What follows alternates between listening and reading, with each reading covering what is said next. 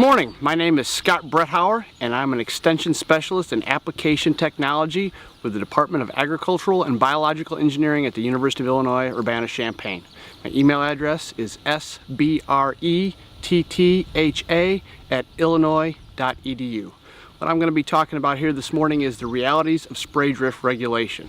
I'm going to be covering what the EPA is trying to do in terms of getting clear and consistent language on labels as it regards to reducing drift, and specifically one of the new programs they're working on rolling out entitled Drift Reduction Technologies, or DRTs, where they're actually going to try to get recommendations for DRTs on the label, so that if a pesticide label requires a certain buffer zone distance that you need to stay back when making an application, you'll be able to use a DRT, a drift reduction technology, to reduce that buffer zone. And the whole goal is to encourage applicators to use these technologies to reduce the risk of spray drift.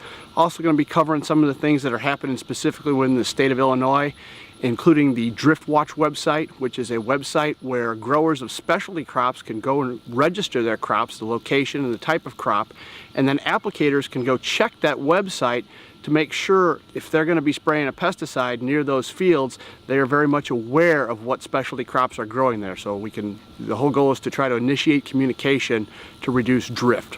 Some of the other things we'll be talking about are some of the lawsuits that can be involved with drift. This doesn't really do with the regulations, it just happens to deal with if you get caught drifting on someone else's crops, or even people. In some cases, those lawsuits can be very time-consuming and expensive. And I think that the biggest take-home message is applicators are of course aware of drift, but they need to be aware of both the regulations at the federal and the state level and how those will impact the applications that they're making.